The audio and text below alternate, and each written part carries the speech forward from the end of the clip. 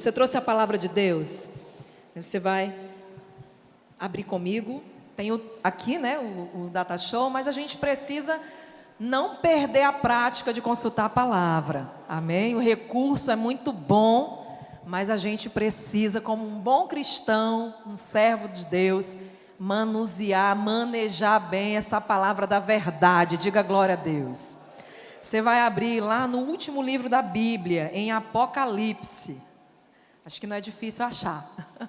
Apocalipse no capítulo 21. É o penúltimo capítulo. Apocalipse 21, versículo 5. Vamos todos falar juntos? No nome de Jesus? Vamos lá. E vamos colocar na revista atualizada, por gentileza. Tá bom? Revista atualizada. Vamos lá, todos juntos. E aquele que está assentado no trono disse: eis que faço novas todas as coisas. E acrescentou: escreve, porque estas palavras são fiéis e verdadeiras. Diga glória a Deus. Ore comigo. Senhor nosso Deus Todo-Poderoso, que presença gloriosa aqui nesta noite, Deus. Podemos sentir o Teu mover aqui neste lugar. Desde o momento, Deus, em que colocamos os nossos pés aqui na Tua casa, Senhor. E quando decidimos vir hoje aqui, Senhor, para congregar, ouvir a palavra, o Senhor já estava preparando algo novo para nós, Deus poderoso. Nós queremos nos colocar nas Tuas mãos nesta noite, Deus, e pedir que Tu venhas operar sobre nós o Teu querer. Operar, Deus, em nós, em situações que não temos o controle humano para resolver. Deus, Tu conhece a cada vida presente aqui nesta noite. Tu conhece a cada pessoa que está nos acompanhando também pelo Instagram. O Senhor sabe da vida de cada um de nós e somente o Senhor é poderoso para operar grandes obras. E assim, no nome de Jesus, nos colocamos nas Tuas mãos e pedimos: trata conosco, Deus. Se Tu quiseres puxar a nossa orelha, Senhor, faça isso. Correção de Deus, vem para nós melhorarmos na presença do Senhor. E assim, Deus, é o desejo do nosso coração. Nós oramos no nome do Pai, do Filho e do Espírito Santo de Deus. A igreja diga amém. Aplauda forte ao Senhor com alegria. Podei-vos assentar. Graças a Deus. Fique à vontade para ouvir a palavra de Deus. Deixa eu perguntar aqui. Alguém já leu todo esse livro de Apocalipse? Tem alguém que já leu? Olha só. Eu recordo, meus irmãos, que quando eu era criança, eu tinha muito medo desse livro. Muito medo mesmo. Porque nós ouvíamos muito falar, né? É o fim do mundo. Eu sei que você que está aqui também ouvia isso, né? É o fim do mundo. O Apocalipse fala que a terra vai acabar com fogo. Então, quando criança, eu tinha muito medo desse livro de Apocalipse. E recordo-me também que na escola, né, antes, a Sociedade Bíblica, né, do Brasil entregava nas escolas aquele livreto, né, o Novo Testamento, entregava para os alunos todo ano. Quem é que recebeu esse livreto aí? Acho que quase todos, né? Da capinha cinza.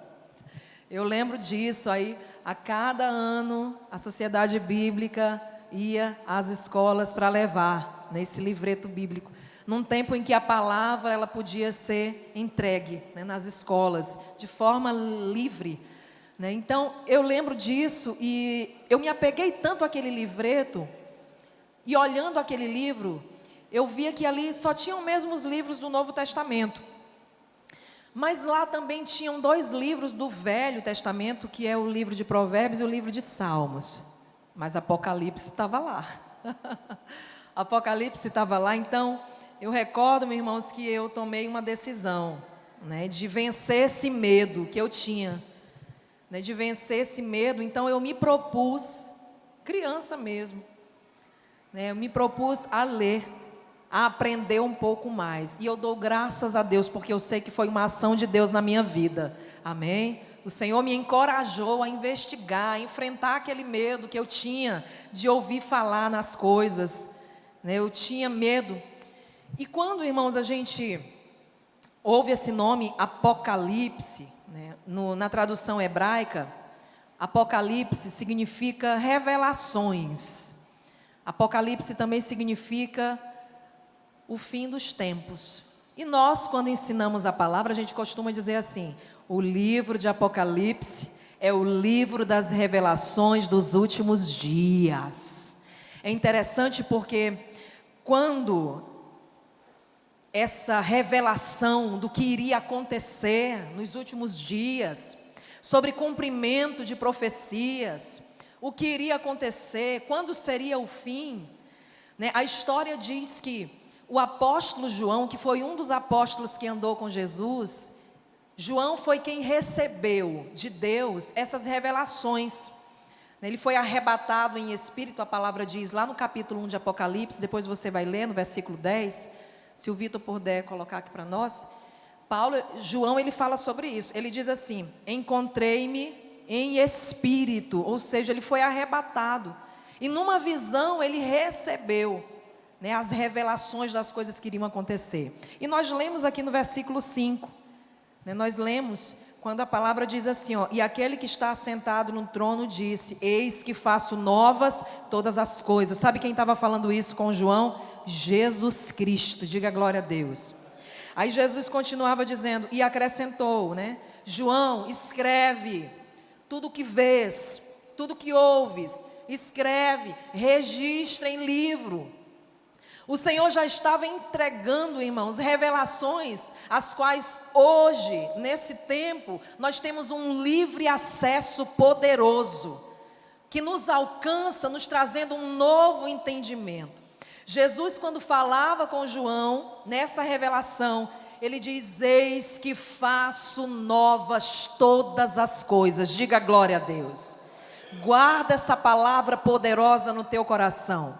Quando Deus abre a boca para dizer: eis que faço novas todas as coisas, Deus está entregando para mim e para você, irmãos, algo novo, algo restaurador. Não há impossíveis para o Deus que nós servimos.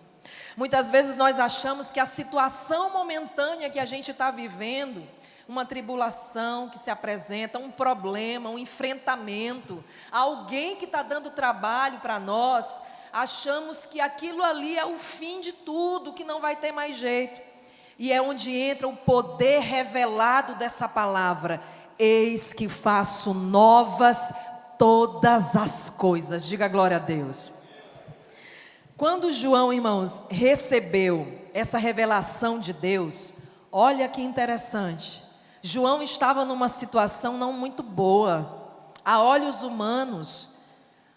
João estava numa situação de fim mesmo, de que não tinha mais jeito, de que a vida daquele homem, daquele apóstolo, que andou com Jesus, que viu milagres acontecerem, que viu mortos ressuscitarem, e quando Jesus voltou aos céus, ele continuou pregando o evangelho de Jesus, viu tanta coisa, pessoas se rendendo a este poder. João estava no exílio, a palavra diz. Quando ele recebeu a revelação de Apocalipse, ele estava preso, exilado. A história diz que João estava numa ilha chamada Patmos. Era uma ilha que ficava na antiga Grécia, né? Falando um pouco da geografia, ficava na antiga Grécia, hoje, se eu não me engano, é a Turquia. Então essa ilha de Patmos, que a Bíblia fala, que João estava exilado, né, ficava mais ou menos nessa região que hoje é a Turquia. E João estava nessa condição, exilado, sozinho. Ele já estava avançado de idade. Eu imagino que João, naquela condição de prisioneiro, certamente por ser um ser humano, ele estava se sentindo ali sozinho, abandonado. Talvez ele pensou: esse é o meu fim, assim será o fim do meu ministério entregue por Jesus, não tem mais jeito. É onde Deus manifesta o sobrenatural dele. Diga glória a Deus. Irmãos, isso é tão importante da gente perceber. Quando a gente menos espera, quando a gente acha que não tem mais jeito, é justamente quando Deus se apresenta para nós, amém? Quando as coisas não estão fáceis, Deus se apresenta justamente nesse momento, para Ele mostrar para nós que Ele é Deus que pode fazer o impossível se tornar realidade. Te pergunto nesta noite, você está passando por algum enfrentamento? Eu estou passando por algumas situações. Eu imagino que você também.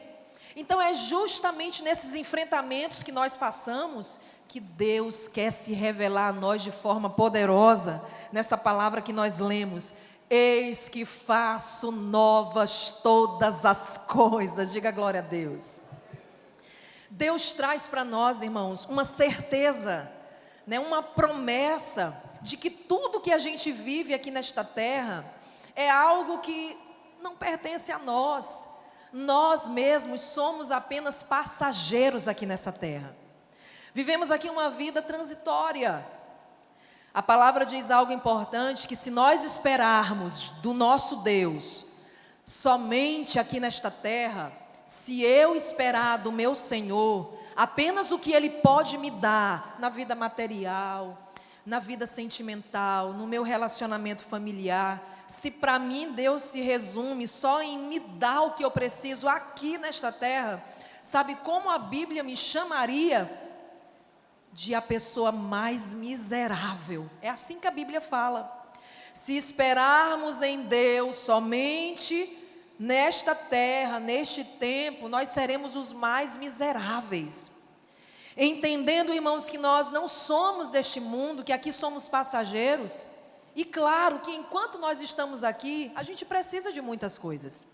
A gente precisa de cuidados, de prosperidade, de dar uma vida com conforto para a nossa família.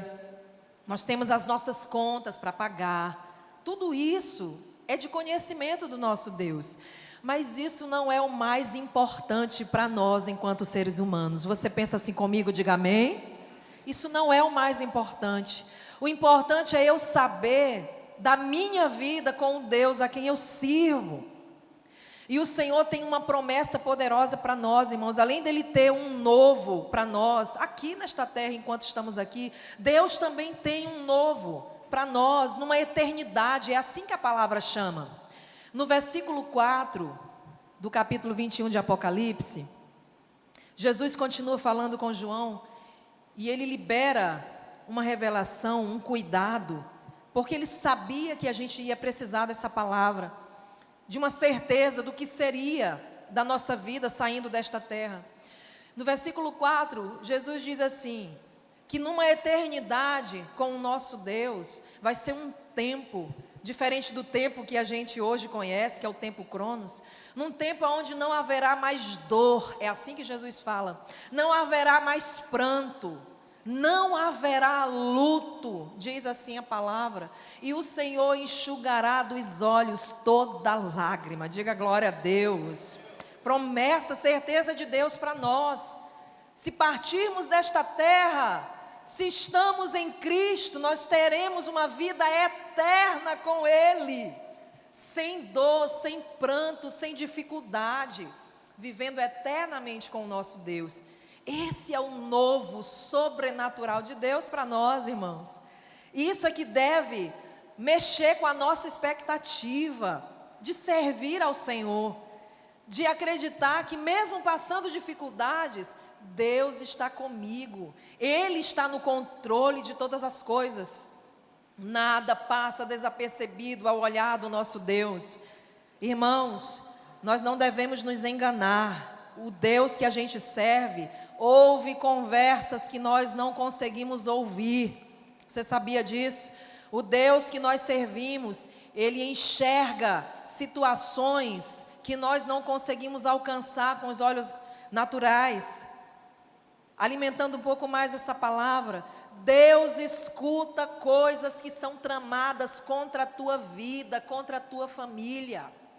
Deus enxerga planos que são traçados em mesas. Isso é tão sério, irmãos, que às vezes a pessoa não acredita.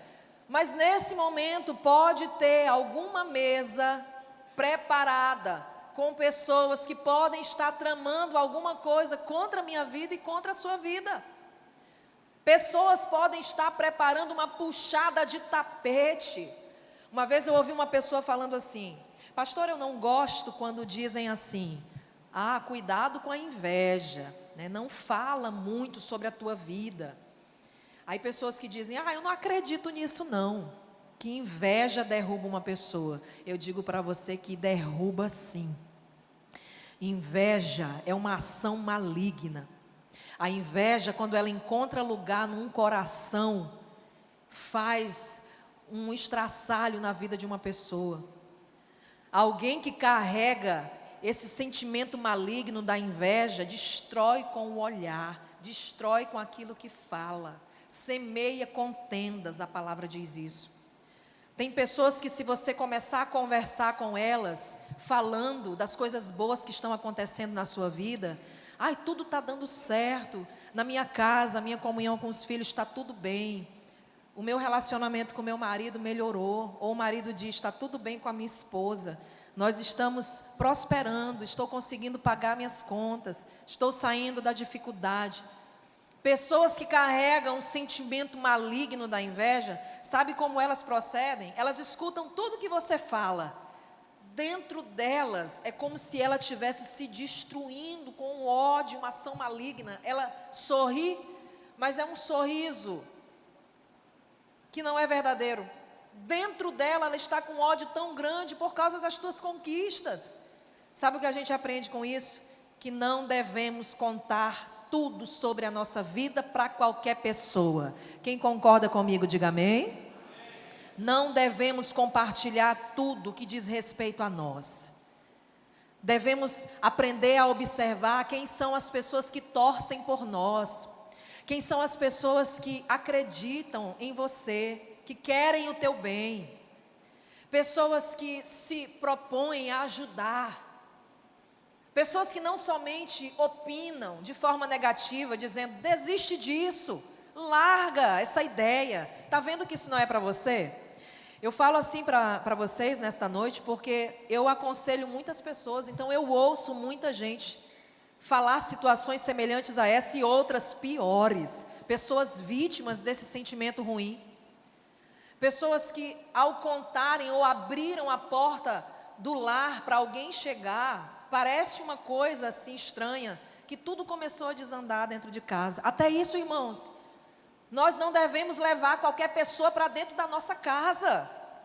Eu tenho uma tia que ela é uma pessoa tão bondosa que ela não consegue ver maldade em nada. Então, ela abre a porta da casa dela, seja para quem for. Se chegar um amigo dela e levar a visita, ela abre a porta, oferece o melhor que ela tem.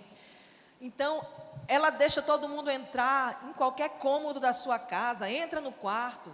E isso não é bom que seja feito. Na minha casa e na sua casa, só deve entrar a pessoa que é de Deus, diga amém. Pessoas bem intencionadas, pessoas que vão somar junto conosco. Porque essas pessoas, quando entram no lar de alguém, começam a olhar as coisas que você tem. Olha a tua televisão, né? Olha a maior que tem o lançamento, que coisa boa. Aí dentro dela, que ódio. Aí ela vai lá no teu quarto, porque você abre a porta do teu quarto, aí senta lá na tua cama, que é tu e do teu marido, senta na tua cama e diz, olha que quarto bonito, que coisa linda, por dentro dela, que ódio, eu queria que essa vida fosse minha. Entra no quarto dos teus filhos, olham as coisas que eles têm, elogia aparentemente, mas dentro é aquele sentimento ruim. Você quer ver o contrário? Essas pessoas se alegram, entre aspas, de verdade, quando alguém conta derrota para elas. Quando alguém chega para elas e dizem assim, não está nada bem comigo. O médico me deu um laudo que não era o que eu esperava. Eu estou com dificuldade financeira, então eu vou fechar a minha empresa, não está dando mais. Tentei segurar de todas as formas. Ou talvez a pessoa diz, eu acho que eu vou terminar aquele relacionamento, não vai dar certo. Aí por fora a pessoa parece lamentar junto com você. Poxa, que pena. Ai, que tristeza. Poxa vida, não deu certo. Mas dentro dela, ela está soltando fogos, jorrões, celebrando a derrota que você está falando. E assim, irmãos, a Bíblia nos ensina que precisamos aprender a ter discernimento das coisas, aprender a controlar as emoções que nós temos. Claro que é bom compartilhar coisa boa que acontece conosco, é muito bom. Como é bom falar daquilo que a gente conquistou. Como é bom também ter um ombro amigo, né, um ouvido, que escute quando nós não estamos bem, que possa nos ouvir ou nos dar um conselho. Isso é tão maravilhoso, isso é de Deus, irmãos. Isso se chama aconselhamento. É bom que isso aconteça. Como é bom nós termos uma pessoa de confiança para a gente poder contar, pedir uma ajuda. Mas o outro lado, precisamos, irmãos, ter um discernimento de quando alguém é de Deus e quando alguém não é de Deus. É isso que a palavra quer nos trazer, irmãos, para a gente aprender. Se quisermos viver esse novo de Deus que Jesus falou para João, lá em Apocalipse, precisamos observar o nosso entorno.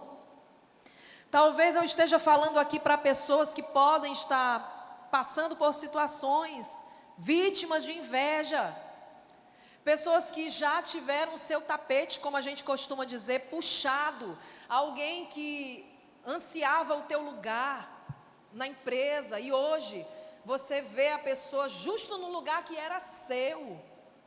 Isso é real. Irmãos, a gente costuma dizer, o mundo espiritual existe, ele é mais real do que eu e você, que estamos aqui em carne e osso.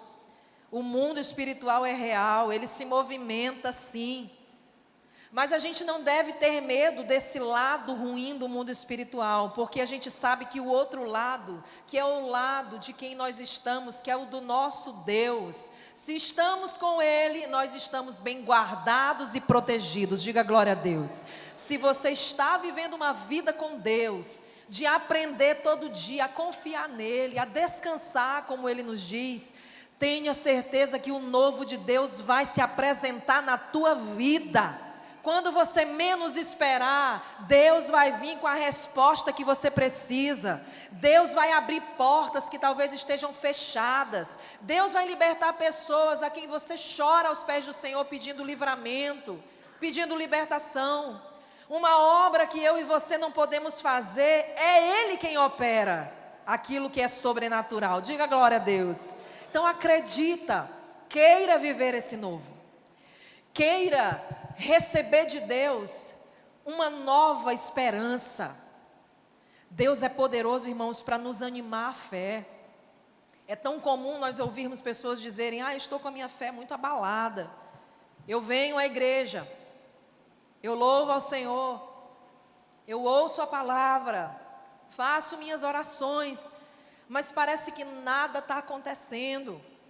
É comum pessoas dizerem, quanto mais eu oro por essa situação, mais parece que a coisa está virando. Quer que eu te diga algo sobre isso? Sabe que resposta eu tenho a dizer? Pelo que a palavra ensina, que quando nós nos propomos, a deixar Deus operar em algo que a gente não pode fazer, se o meu olho natural está enxergando que as coisas parecem que estão piorando, eu digo para você, no nome de Jesus, que Deus está fazendo uma grande obra. Diga glória a Deus. Porque Deus está mexendo, Deus precisa tirar coisas do lugar. Para a tua resposta de oração chegar, Deus vai precisar afastar pessoas do teu caminho. E isso não é coisa fácil. Porque existe um outro lado que diz, opa Deus, não pode mexer nisso, porque eu tenho legalidade aqui. Foi a própria pessoa que me deu a liberdade de colocar esse cativeiro na vida dela. Enquanto ela não abrir a boca para declarar que a vida dela está no teu controle, ela pertence a mim. Isso é mundo espiritual. Então Deus começa a mexer. Se eu estou em oração com Deus, falando com Deus a respeito de coisas que eu não posso fazer, Deus começa a operar. Ele tira pessoas do teu caminho. Ele fecha portas que não é mais para você passar por elas. Outras portas Deus abre, que é para você passar e lá na frente você receber a tua resposta, a tua vitória. É assim que Deus trabalha. A única coisa, irmãos, que Deus quer de mim, que Deus quer de você, que a gente aprenda a obedecer o que Ele nos diz lá em Salmos 37, que nós devemos entregar o nosso caminho ao Senhor. E Ele diz mais, não somente entregar, mas você deve também confiar. Como eu aprendo a confiar, pastora, naquilo que Deus está fazendo? Confiar é você não deixar o inimigo te assustar com as coisas que você está enxergando, com as coisas que você está ouvindo. Não desanimar a tua fé, isso é confiar. Descansar em Deus é você se colocar diante dele em oração. Alguém está te afrontando? Não bata a boca, não discuta. Você está pedindo tanto para alguém mudar, as tuas palavras já viraram folhas ao vento. Entra no ouvido, sai pelo outro. Se você percebe que as tuas armas humanas não estão mais surtindo efeito nesse problema, é onde entra justo o que o Senhor nos diz no Salmo 37. Descansa. Ao invés de bater boca e discutir, fala com Deus. Fala através da oração. Irmãos, através da oração nós podemos falar tudo com o nosso Deus. Através da oração nós podemos falar com Ele sobre pessoas que estão nos fazendo chorar. Através da oração eu posso dizer, Senhor, eu não estou feliz nessa situação, a minha vida está desse jeito. Me ajuda a vencer essa dificuldade, trabalhe em mim. Você vai perceber que quando você tem uma vida de descanso desse jeito, orando, falando com Ele, as coisas vão começar a acontecer na sua vida. Diga glória a Deus. Amém? No nome de Jesus. A palavra, irmãos, nos traz um exercício de observação tão importante para nós, que queremos viver esse novo. Quando eu estava preparando a palavra, Deus colocou uma mensagem no meu coração que está lá na carta de Timóteo, na segunda carta de Paulo a Timóteo. Vamos acompanhar aqui para a gente entender, no capítulo 3. Segunda carta de Paulo a Timóteo, capítulo 3. Deus manda a gente observar as coisas que a gente vai ler aqui. A gente precisa, irmãos, aprender a diferença entre a vida do homem que serve a Deus e a vida do homem que não serve a Deus. Quando eu falo de homem, eu não estou falando de gênero, eu estou falando de homem, de mulher, de criança, de jovens. A gente precisa aprender a olhar as coisas, os comportamentos. Existem homens, seres humanos, que vivem uma vida nessa terra sem conhecimento nenhum de Deus. Pessoas que carregam um ensinamento que recebeu desde criança até a sua fase de entendimento, de adulto já. Pessoas que se movimentam baseadas naquilo que aprenderam dentro de casa, na cultura familiar. Pessoas que carregam esse entendimento. E a Bíblia chama essas pessoas sem Deus, é a palavra que chama dessa forma. Diz que são criaturas, são criação. Eu e você já fomos criação apenas criaturas. Hoje, que nós temos um conhecimento de quem é Deus, que a gente experimenta todo dia algo novo com Ele, que Deus se revela através de milagres. Hoje nós podemos dizer que nós temos uma vida com Deus. Quem tem uma vida com Deus aí, diga glória a Deus. Então nós somos seres humanos que vivem uma vida com Deus, amém? É fácil você perceber quem vive vida com Deus e quem não vive. É fácil você observar pelo comportamento, pelo jeito da pessoa falar, pelo testemunho que ela dá. E assim a gente vai observando. Aqui na segunda carta de Paulo a Timóteo, no capítulo 3, versículo 1, diz assim a palavra. Paulo está orientando Timóteo, seu discípulo, e ele diz: sabe, porém, isto, Timóteo, nos últimos dias, o que ele está dizendo? Sobrevirão tempos difíceis. Uma pausa aqui, irmãos. Essa palavra foi escrita há um pouco mais de 2000 anos. E naquela época, já aconteciam essas situações. E hoje, numa época em que as coisas estão mais às nossas vistas, a internet, a rede social, o que mais nós temos hoje ouvido falar são de comportamentos humanos. O que mais nós temos visto, né, de podcasts são especialistas falando de transtornos, falando de personalidade, de traços, de comportamento. O que mais nós temos ouvido falar, então, é justamente o que Paulo está orientando Timóteo aqui, ó. Ele diz, olha, nos últimos dias sobrevirão tempos difíceis.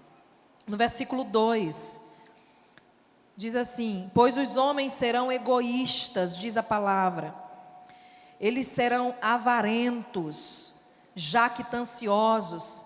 A pessoa jactanciosa é aquela pessoa que tem uma auto-opinião de si mesma. E Paulo já estava falando sobre isso e hoje a gente vê muito.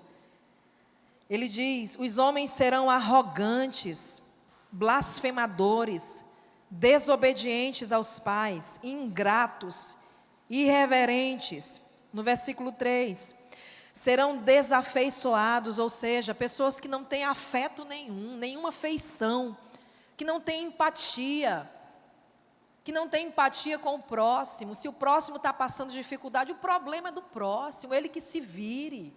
Eu quero saber de mim, eu quero saber se eu tenho, se eu posso, se eu conquisto. Eu lá vou me preocupar com quem está passando problema? O problema é dela, não é meu. Então é o que Paulo já estava falando, são pessoas desafeiçoadas, não tem empatia nenhuma. Ele diz, serão implacáveis, juízes, né? Pessoas que não perdoam, pessoas que carregam dentro de si uma raiva muito grande.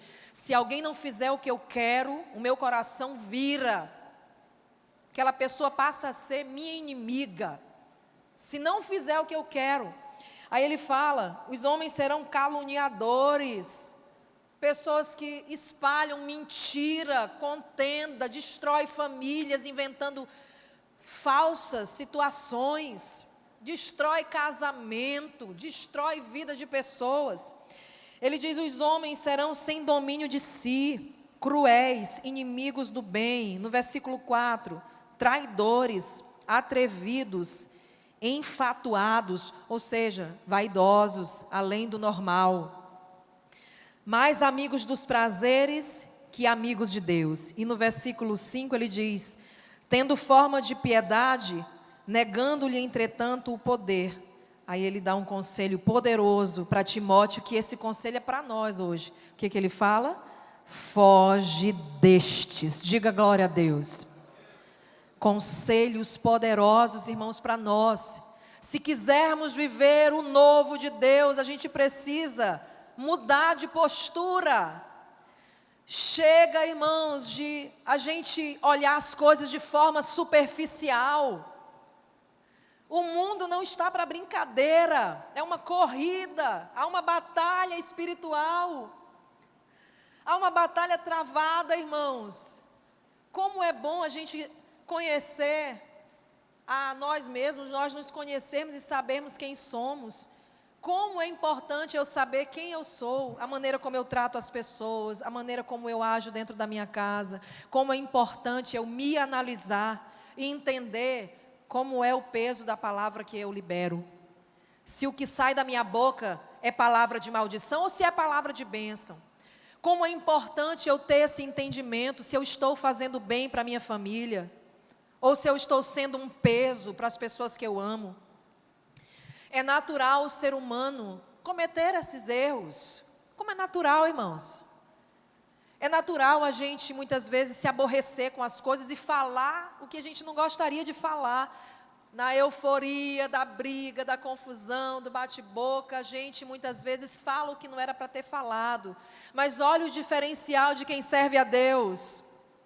Quando a poeira senta, a gente costuma falar assim, sabe quem é que fala bem pertinho de nós? O Espírito Santo. Ele chega perto de nós e diz assim, por que que você falou dessa forma com teu marido? Por que que você tratou mal a tua esposa? Aí o Espírito Santo começa a ministrar dizendo: por que que você agiu daquele jeito? Magoou aquela pessoa. Irmãos, quem serve a Deus vai receber essa palavra com uma dor tão grande no seu coração, um arrependimento. A gente se sente a pior das criaturas. Como eu pude fazer isso? Como eu pude falar essas coisas? Aí o Espírito Santo nos enche de um novo de Deus, diga glória a Deus. E Ele nos encoraja a consertar aquela situação, pedir perdão, ir até a pessoa, se redimir. Por mais que a pessoa não queira perdoar, mas a gente se sente livre por ter tomado essa iniciativa de se humilhar dessa forma. Que quando a gente se humilha assim pedindo perdão, não é diante da pessoa não. A gente está se humilhando debaixo da potente mão de Deus. E a Bíblia diz que quem se humilha debaixo da potente mão de Deus, esse é exaltado, diga glória a Deus. Então Deus tem um novo para a tua vida. Deus tem coisas boas para fazer, através de você também. Tem pessoas que estão aguardando algo que vem de você. Você sabia disso? Uma vez, irmãos, eu falando com uma pessoa, eu disse assim: sabia que Deus dá livramentos para pessoas e elas nem ficam sabendo que foi por conta da sua vida? Sabia disso, irmã? Tem pessoas que Deus já deu livramento por conta da sua vida com Deus. Porque você tem uma vida de oração, você intercede pelos seus filhos, intercede pela sua família. Certamente pessoas foram livres de acidentes, talvez até acidente de morte, porque alguém orou por elas, pedindo: Deus, protege o meu filho, protege o meu marido. E a pessoa nem ficou sabendo que o livramento foi uma providência divina.